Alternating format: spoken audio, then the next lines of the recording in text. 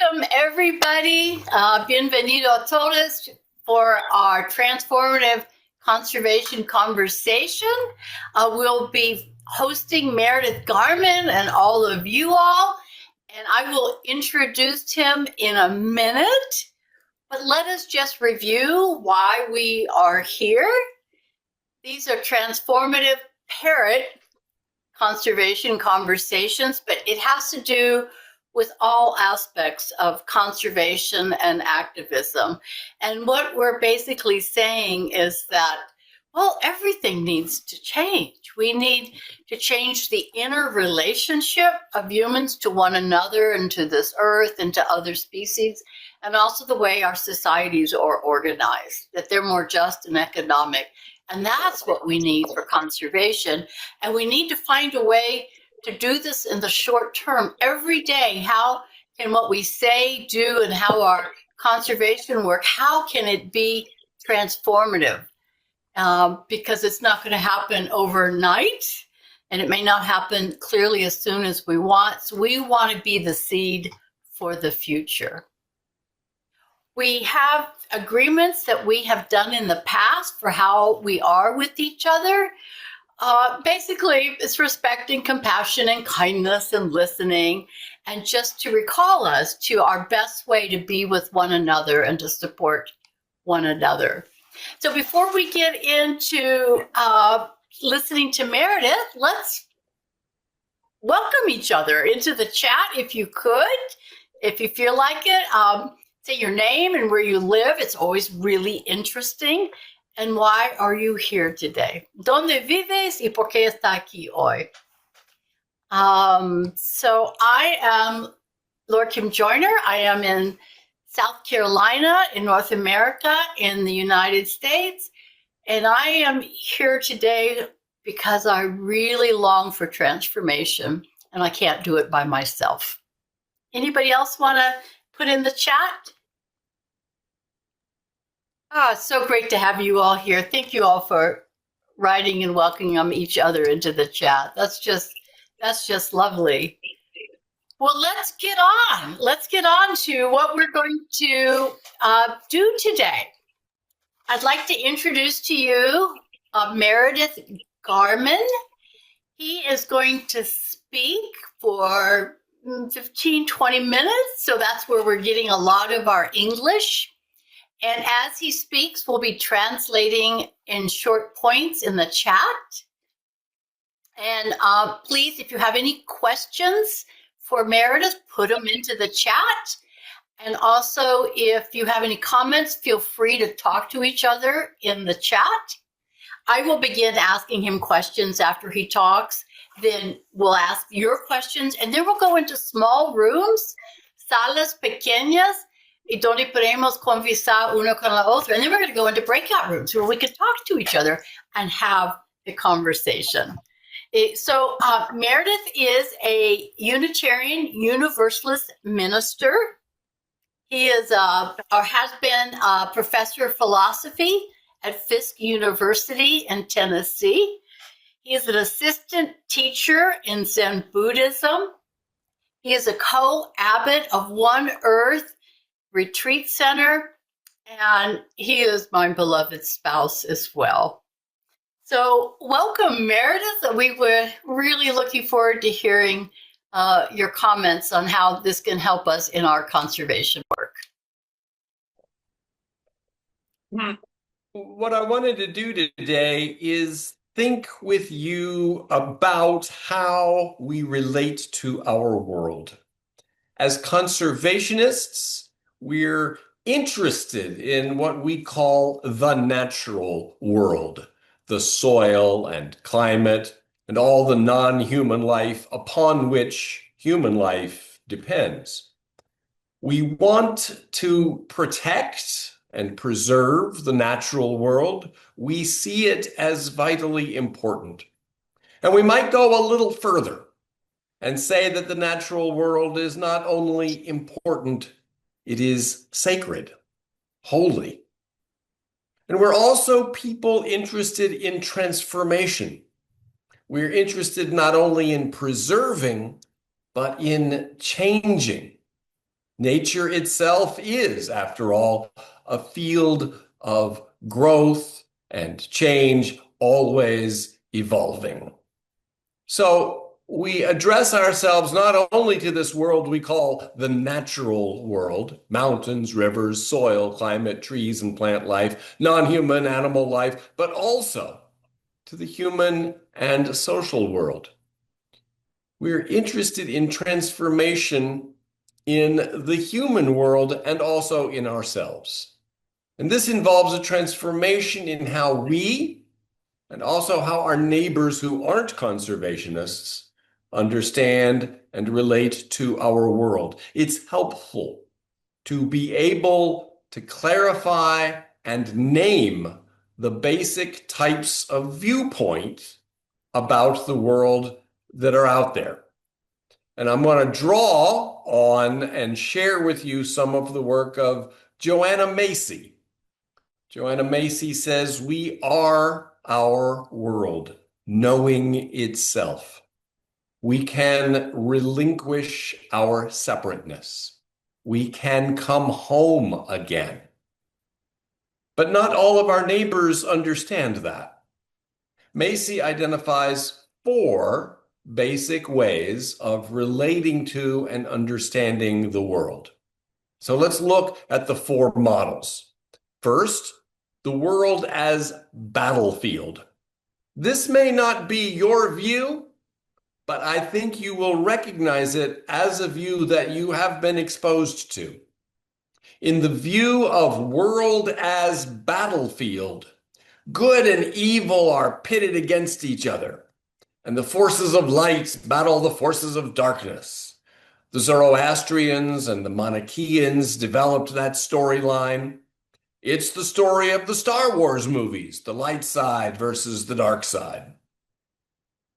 People for whom this story is the context for making meaning of their lives will be oriented toward courage, summoning up the blood, using the fiery energies of anger, aversion, and militancy. That's why it makes for entertaining movies. This worldview is good for building confidence. It's a story that reassures you that you are on the right side and your side will eventually win. There is a variation on the world as battlefield model, which sees the world as a proving ground, a kind of moral gymnasium for showing your strength and virtue at the snares and temptations of the world. You are here. You are only here so that the mettle of your immortal soul may be tested prior to admittance to some other realm. The world as battlefield might not be your viewpoint. If you resonate with Macy's words that we are our world knowing itself, we can relinquish our separateness, we can come home again, then you probably don't have the world as battlefield view. A lot of our neighbors do. The second worldview is the world as trap. In this worldview, our spiritual objective is not to engage in struggle and vanquish a foe, but to disentangle ourselves and escape from this messy world, to extricate ourselves and ascend to a higher supra-phenomenal plane. Not in some future life, but in this life, the objective is to escape the trap, to live with contempt for the material plane, prizing only the rarefied life of mind and spirit, aloof from the world of strife and desire. This view engenders a love-hate relationship with matter, for aversion inflames craving, and craving inflames aversion. So whenever we see people vigorously denouncing something and then being caught at doing that very thing, whether it's extramarital relationships or eating fatty foods, we are seeing the playing out of a love-hate relationship that comes from seeing the world as a trap. As a Zen practitioner for 25 years and a Zen teacher for some of those years, I've seen people be attracted to Buddhism out of a feeling that the world is a trap and a hope that meditation will take them to a place removed from worldly entanglements. I tell them that the Buddha taught detachment from ego, not detachment from the world. And that even with ego, he taught being present to it, seeing it clearly for what it is, not suppressing it or ignoring it. For people who see the world as a trap, social justice might still be a concern, but their approach is to get themselves detached and then help others detach, escape the trap of the material world. I will be interested to hear if any of you resonate with this model of the world as trap. And then the third model, the world as lover.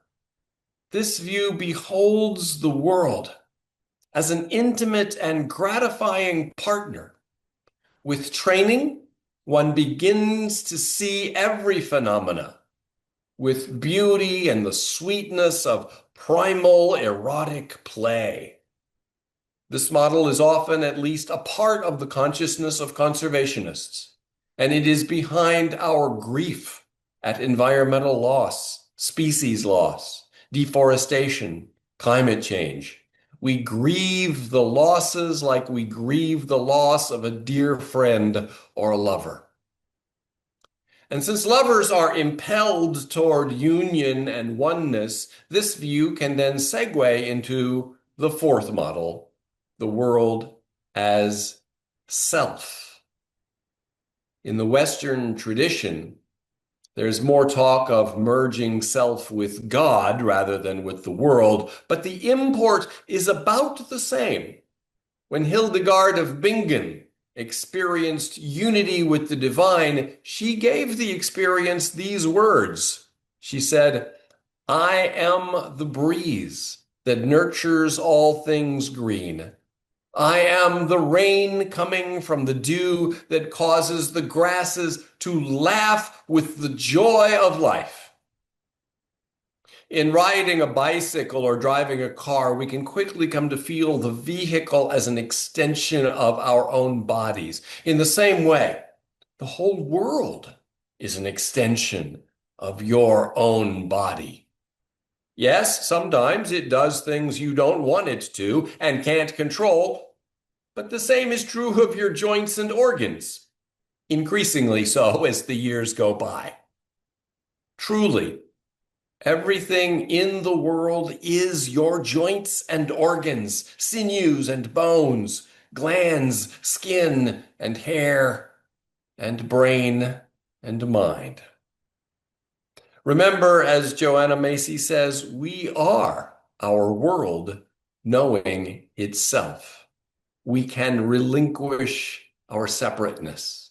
We can come home again and participate in our world in a richer, more responsible, and poignantly beautiful way than before in our infancy. If you see the world in the first view as a battleground or a proving ground, then your moral thinking will emphasize individual courage, strength, taking responsibility, and those are good things. But just telling people to be that way doesn't help us actually be that way. A moral code that sees self-improvement as solitary and non-relational won't work. It doesn't stick. Our growth and change require the nurture we get in relationships and loving attachments. We don't get to resilience by ourselves. And when we are held in a network of relationships, providing both support and accountability, then we become able to adopt the third view. We can see the world itself as lover. And from there, we might even see the world as our very self, the fourth view. From this place of joy and gratitude, then we are able to sustain care for the earth. We are here to transform and conserve. But if it isn't fun, if it isn't joyful, then it's not sustainable, not ultimately transformative, and won't conserve this dear natural world. A joyless call to self-sacrifice and duty is not what any of us need to hear. So I spent some time describing those four different worldviews because I think we are attracted to numbers 3 and 4, world as lover and world as self. But most of us probably waffle a bit. Sometimes the world does seem like a battleground or proving ground. Everything is a test, and I am constantly being judged, sometimes well, sometimes poorly. Moving the needle on those judgments, including our self-judgments, more toward the positive end is the primary aim toward which our energy needs to be directed. When my self-judgments and others' judgments of me are predominantly positive, that is affirming, but it still isn't quite joyful. It's still a life that's all about the judgment. And of course, the world of judgment is never always positive. And then the second view looks attractive, world as trap. This view recommends retreat from the world, the realm where I'm never good enough. This worldview promises a refuge in sublime detachment. So we waffle amidst the worldviews. And I find it helpful to name them, to notice how they work. The simple act of identifying world as lover, as a worldview, helps me feel the joy of that view, helps me live into it more consistently. Identifying world as self, as a worldview, helps me stay in it. And we also need relationships with others in a mutually supportive social context that nurtures the understanding of the world as lover or as self.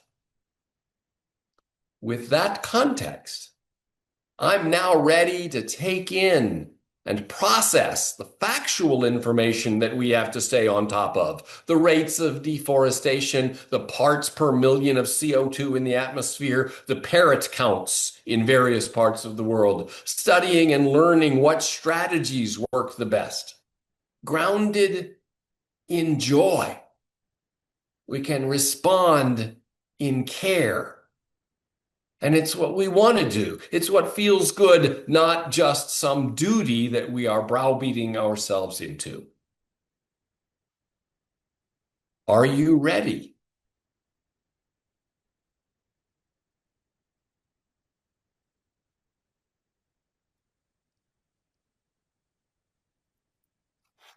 Thank you so much, Meredith. Now, are you ready for some questions? I am. And please, anyone else, put in your questions or your comments. And Meredith, I have so many questions about practically applying what you just told us about in our day-to-day lives. But I think perhaps part of that is to know more of your story, telling us about yourself. How did you come to be interested and why in Buddhism and philosophy, and also your work in conservation? What's the background here? Well, it was a slow process. I was a philosophy professor back in the 90s for several years, and then became a Unitarian Universalist minister. My interests were orienting more towards spiritual practice. And as that spiritual practice evolved, it became clear that it was connected to connecting to the earth, to other people. And the work of Joanna Macy did particularly speak to me. She comes to the work of conservation from a Buddhist perspective, which informed both my Buddhism and my conservationism. And how are you involved with conservation now? I'm a board member of One Earth Conservation. I'm here at One Earth Retreat Center, where we are trying to conserve the 34 acres that we are on and nurture it toward an older growth forest. And as your spouse, I'm supporting all the work that you do. Vitally important work, that is. Indeed. Indeed.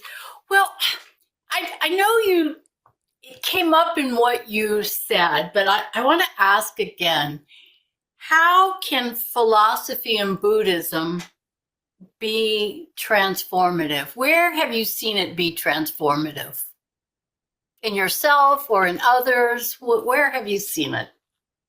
Well, we have to always remember, we have to use every tool that we can to not fall into the particular trap of anger and blame. And how do we stay away from just really despising those people who don't see things quite the way we see things? We see a world that so needs protection, that we see species extinction and deforestation, climate change happening. Um, but so many of our neighbors don't. And if we despise them, we will not be effective. And we won't have lives ourselves that feel fulfilled. And those are two different things. We can be fulfilled even if we aren't effective. We can engage in the spiritual orientation is to be engaged by pointing ourselves in a direction. Whether we actually get anywhere is beyond our control. That's not in our hands. But to point ourselves toward a directive, that's all that we can do. And we can do that in love if we want a world with love. And so we have to have all the tools that we can to set aside the tendency to anger and blame. And so by seeing how other people, these four different models of how to see the world, and understanding that other people see the world in this way or this way, can help us respond compassionately to them. And only as compassionate responders can we help the world become a more compassionate place. So the transformation is in being compassionate and not judging, and that's where the transformation comes from.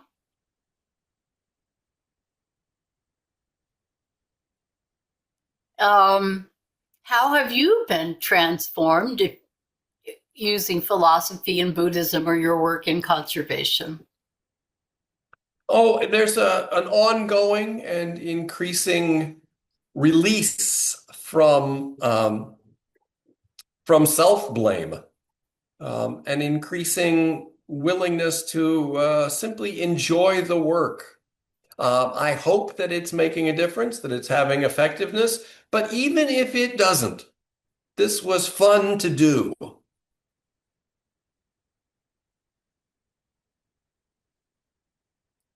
Well, I know for in my own life and people I work with is sometimes it's hard to see the fun. And it's hard to let go of the end results because we work so hard for the end results. We want wildlife to survive. We want the planet and the climate systems to be healthy. We want communities to be flourishing and children to not suffer. It is hard to let go of that judgment and that anger. I think I could speak for many of us. And part of one of your worldviews is world as lover and world as self. How do we love that which makes us angry and causes so much harm?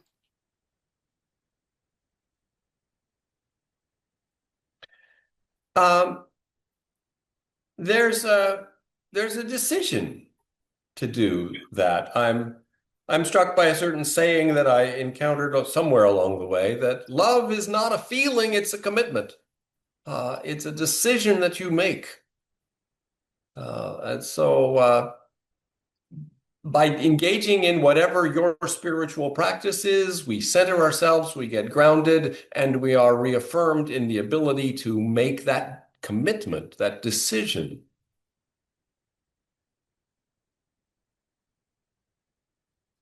I am looking at some wonderful questions in the chat, Meredith. So we're going to derail from maybe some things that I told you I would ask you. One of them is this concept. This is from Kaylee, the concept of stewardship. How does that fit into each of the worldviews, or in general to the whole system of the worldviews? Stewardship. How does stewardship fit?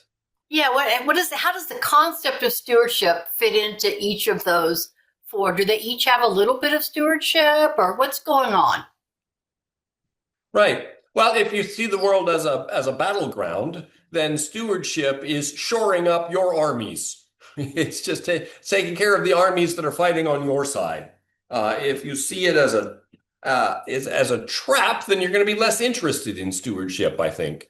If you see as a lover or as the self, then these are methods of care, care for what you love and self-care. Stewardship becomes the means of self-care and care for a lover. Um, Sylvia asked a question that I don't know, Meredith. I have a sense that you might resonate with this, and maybe as far as letting go of results. And of course, you're welcome to read it in the chat. She wrote it really well. So, what would it look like in conservation of parrots if we didn't look at ourselves as managers of external managers of a project of the world or all these communities? What if we just saw our work as being embedded in the web of life? She'd like to hear you just talk about that. What if we weren't external managers, but we're just part of the world? One of the things that my spiritual practice cultivates, and I think many spiritual practices do, is a sense of that there are always two things going on. There's the fact that on the one level, I am the whole universe. There is no boundary.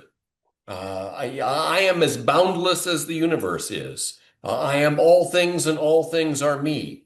On the other hand, it's only me who has to pay the credit card bill that comes in the mail each month. I have specific responsibilities as a specific individual. And through our spiritual cultivation, we can come to live in both of those realities at the same time. And in that same way, we can come to live in the very practical world of what do I have to do to manage the parrot populations here, and live in a world that has let go of attachment to results.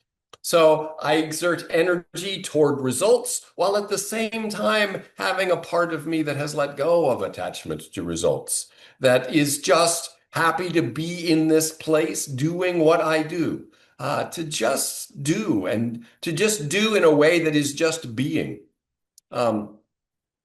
There's a saying that sort of captures this all at once. It's Thich Nhat Hanh says, "We don't wash the dishes in order to get them clean. We wash the dishes to wash the dishes." So, and yet, at the same time, we need to get them clean. That has to happen. So, to bring both of those sensibilities to each task. If that task happens to be washing the dishes, then we're doing it just to do it. And we're doing it for the results that we set out to do, because doing it for the results is part of doing it just to be doing it. Let me know if that doesn't make any sense. Not that I can help you, but I'd just be curious to know. Sylvia, do you want to comment on that? Were you able to follow that?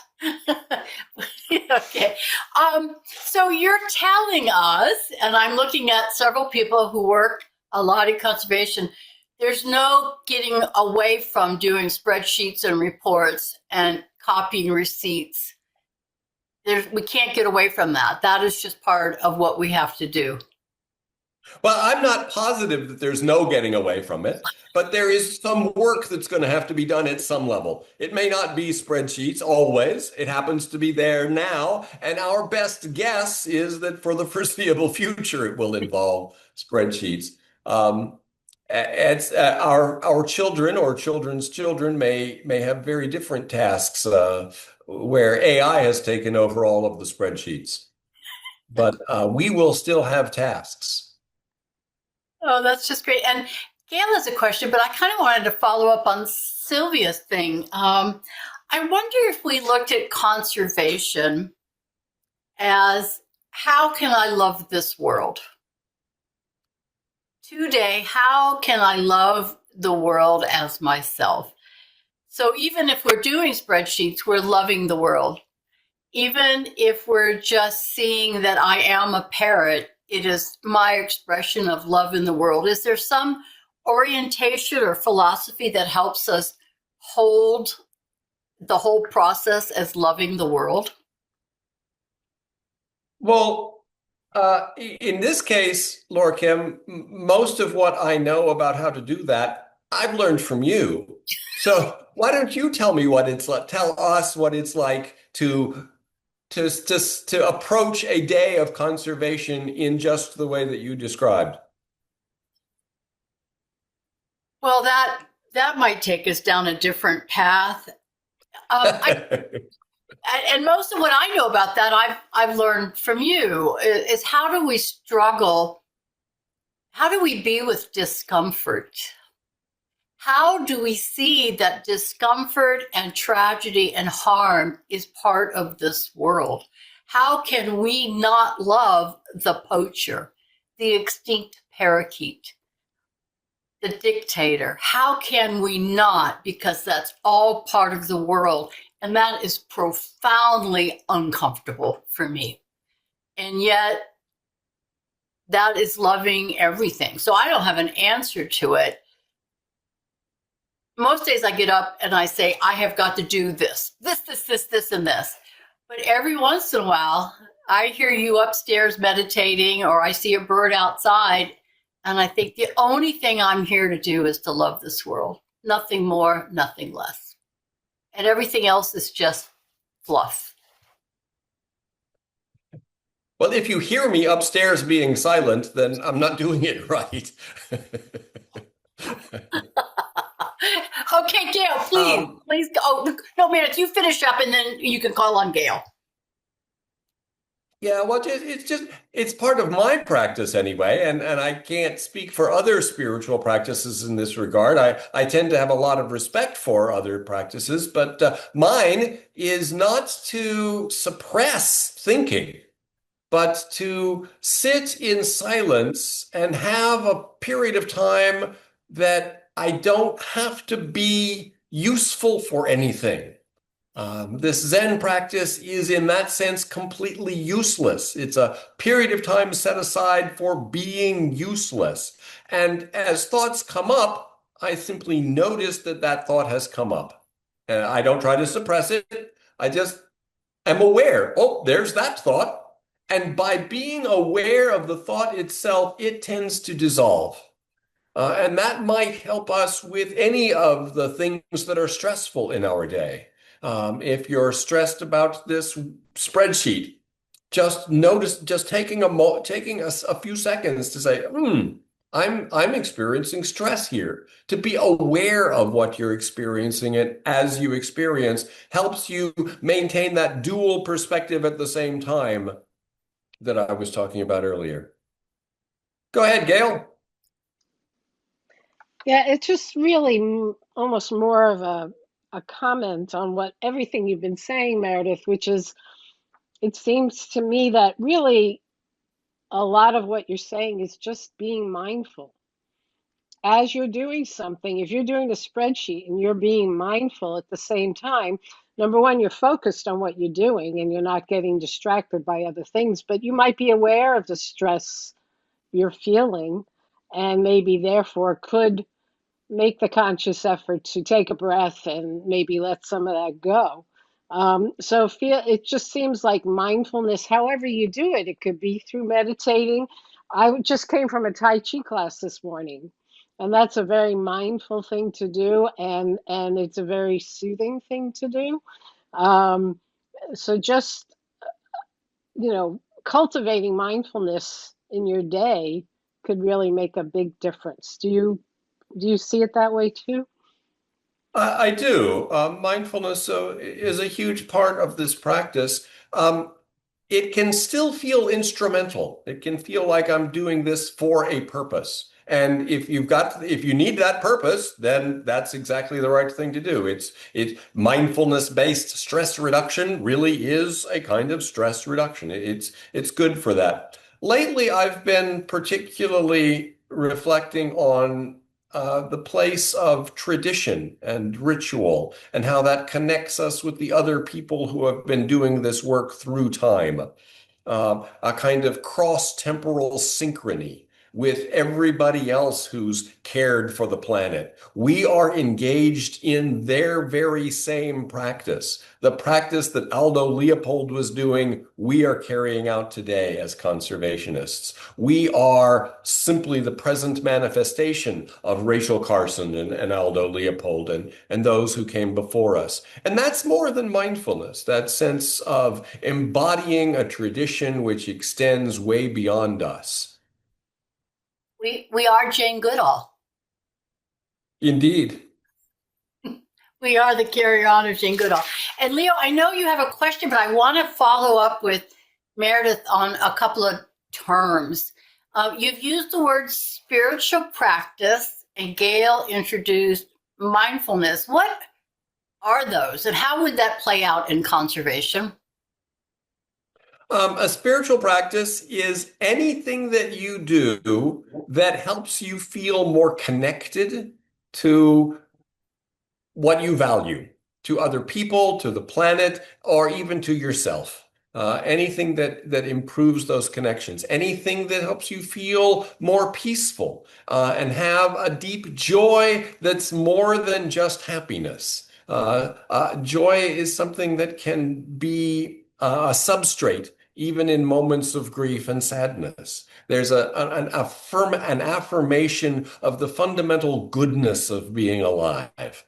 And whatever you might do that cultivates that sense, that's what I would call spiritual practice. Mindfulness, I think Gail pretty much characterized it. It's paying attention to what's going on right here, right now. Being aware of your own awareness is a sort of second level mindfulness. But just noticing things as they are, which functions to help you set aside your tendency to judge them.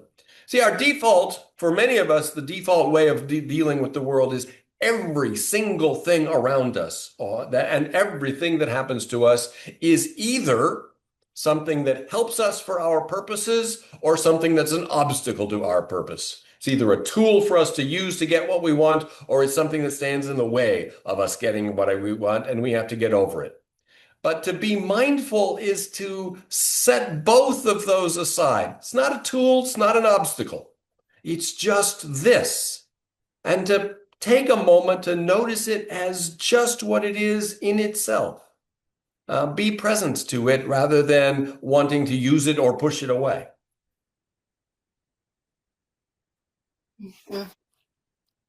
Leo, please share with us your thoughts or question. Well, there was something you said before when you described the worldviews that, you said that no matter how it is, we should strive not to delve into rage and those kind of things. And like in my day-to-day life, I would love to be a robot and not feel anything and do what's good and just work. But I try to understand how I feel and how other people feel, and to find a reason. And then, something happened recently where I don't know if this term is correct, but like just plain cruelty. And that shook me, like something so primal in me that everything else like felt a construction in my mind. Like there was no reasoning behind that. And that kind of scared me. And how do you set boundaries for something like that? Is there a way? Because right now, for me, it's just trying not to think about it. Because uh, I don't see another way. So, is there a way?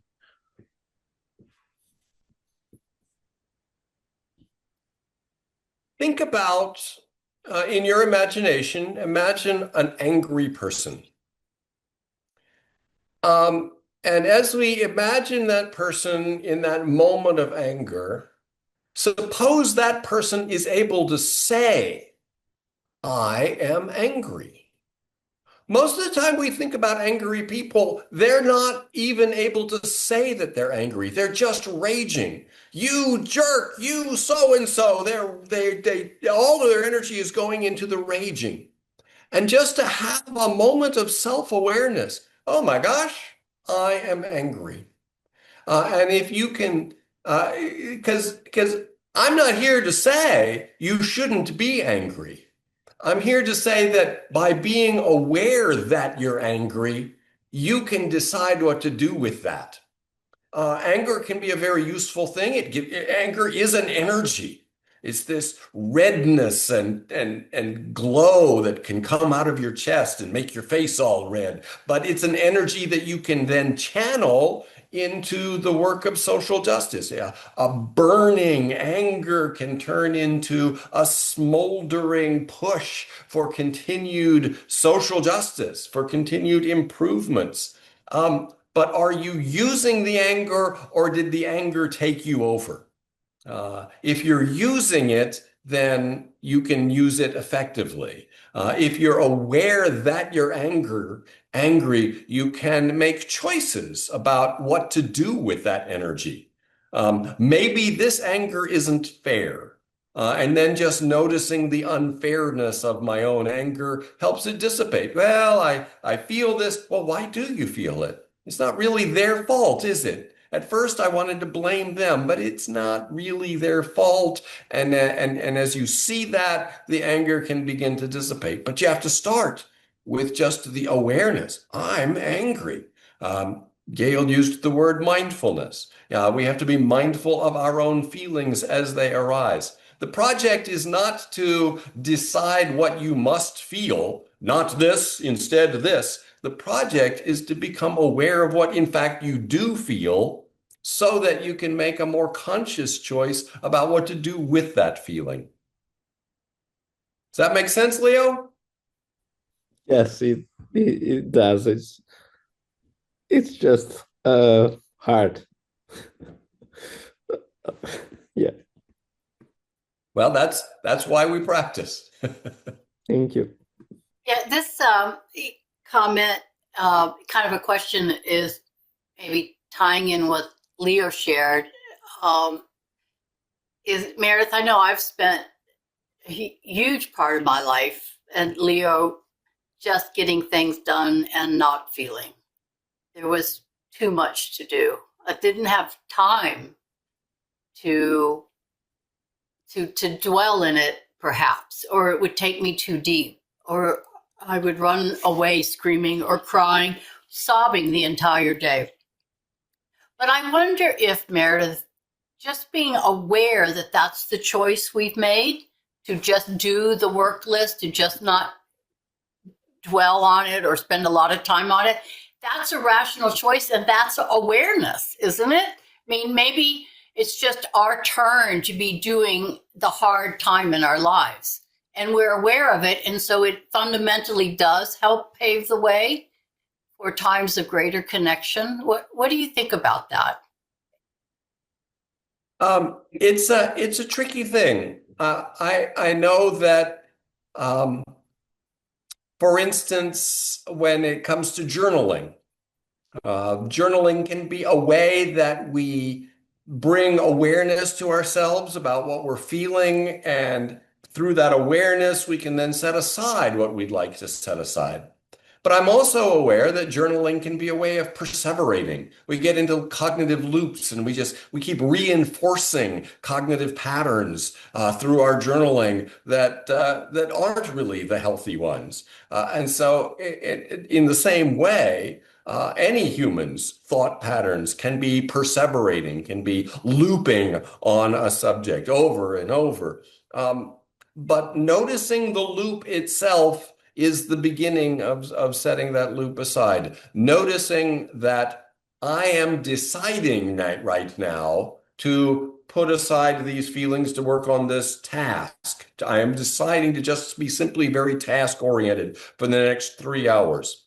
Well, as soon as you put a time on it, a time frame for the next 3 hours, the next 6 hours, however long you need it to be, then already you've started to shift, you've started to create a frame that allows you to sort of say, well, okay, and then what after those hours? Then what? And you've now begun to schedule yourself for a break. And it's the never taking breaks from the task orientation that can wear us out. There was a comment in the chat. Kaylee said, "Is loving the world your legacy?" Kaylee, was that oriented towards Meredith? And I kind of want to turn it on its head. Is that what all our legacy is? At our memorial service, at our funeral service, will that be what people say is how they loved their children, their family, their work, their world? So, Meredith, is loving the world your legacy? Well, that's not for me to say. What my legacy amounts to depends on everybody else. It's interesting to be an American, and a Westerner, and a person practicing in the Zen tradition, because modern Westerners and Americans in particular want to leave their mark on the world. They want to make a difference, to change things. And I practice in an Asian tradition which sees the objective as being like a bird in flight leaving no trace. To live tracelessly is part of the ideal that's sometimes held up within the literature of the tradition that I practice. So it makes for an interesting mix. Part of me wants to have no legacy. That's part of it, to have none. But of course, I want to be oriented toward spreading love and compassion and preserving a world that works for more of us, including more of the non-humans. Well, we're coming up on an hour, Meredith, where we let people go into smaller rooms, but and I don't know if you're going to stay for that, but I guess the last question, I'm putting it together, is where can people go to find out more about these practices? You know, where can we get resources on this? And then what else would you like to say to us before we go into our small breakout rooms? Wherever you are, there is well, ask yourself the question, what is the spiritual tradition that I would like to connect with?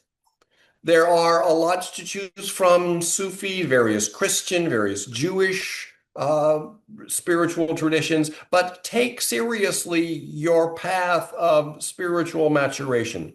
And whatever discipline you want to have. If you like the Zen idea, there are lots of books and probably a local teacher that you can connect with. Okay, any other last words or questions we didn't ask you'd like to address? And Gail adds humanism, Hinduism, nature, etc. Anything else you'd like to share with us, Meredith? I think I've said what I most want to say. Okay. Are you going to stay for the breakout rooms or will you be going now? I think I'll be going now. Well, why don't we, as Meredith goes, share perhaps some gratitudes or comments in the chat, clap your hands, anything of appreciation before he goes?